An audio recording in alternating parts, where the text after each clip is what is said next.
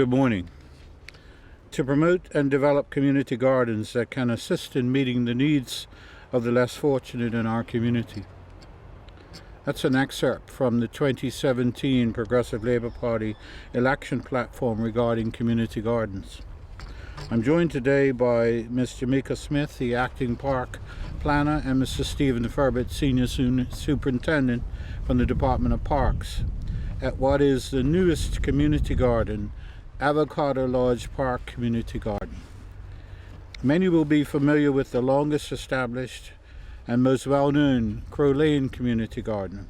This garden, established in 1984, continues to flourish to this day and is the perfect example of a project leading to wider community collaboration that goes well beyond gardening. Crow Lane has been led by Dr. Gloria and Mr. Roel Frederick from the very beginning in 1984, an incredible 36-year journey that clearly demonstrates their passion for gardening. They have also freely shared their knowledge with all those who have sought advice, and so again I would like to publicly thank the Fredericks for their many years of commitment and dedication to this magnificent project.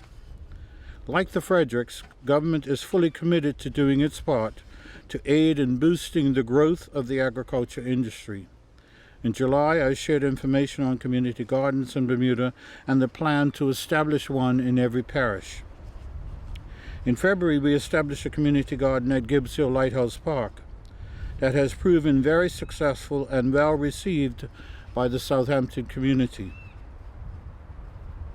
Named Serenity Gardens, it is managed by the husband and wife team of Mr. Dave and Mrs. Josil Blakeney, who were unrelenting in pushing for it to happen and navigated the various government departments. To date, all the plots have been assigned and plot owners continue to reap the benefits of growing their own produce.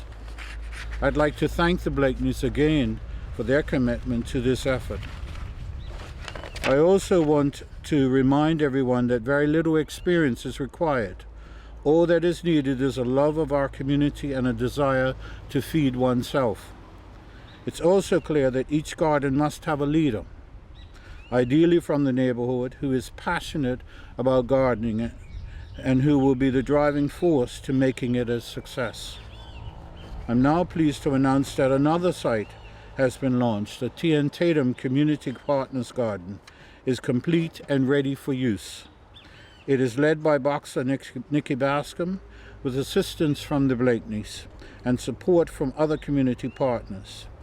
Anyone interested in a plot can go to Tatum and make the arrangements directly with him. The Parks Department recently completed this community garden, located here at the top of Corkscrew Hill. This site is now available and offers 10 15 by 12 foot plots. We are now seeking a community garden leader for this garden and others as they become active. If there are persons interested and willing to lead any of these sites, please come forward and volunteer so they can become operative in short order. As previously stated, these type of projects are successful when led by persons with a passion for gardening.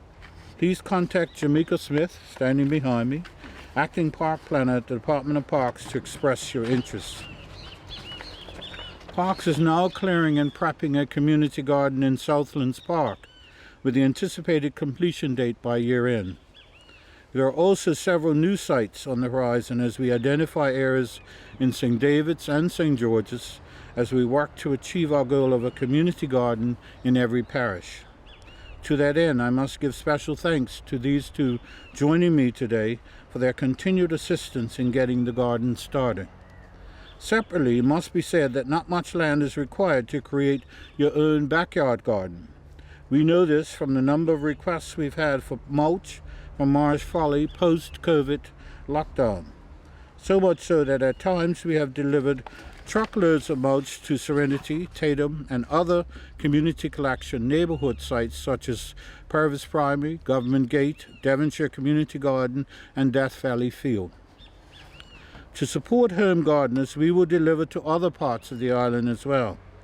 Members of the public need only speak to their Member of Parliament, and he or she will make the necessary arrangements for mulch to be delivered to a community drop location in their neighborhood. Anyone can help themselves to the mulch, or if they choose, they can collect it from Marsh Folly 24 hours a day. Follow the signs. It is literally at the entrance to Marsh Folly, and it is free. Lastly, I'd also like to invite those private landowners who have unused plots of land that may be suitable for a community garden to consider creating one, similar to the one organized by MP Michael Weeks a few weeks ago in Frizzles Hill. Again, the Department of Parks will be more than willing to lend a hand in helping to get it organized.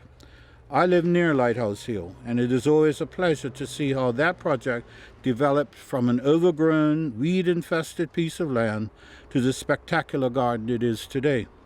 I also note the benefit to the community of having neighbors interacting and working positively together. Thank you.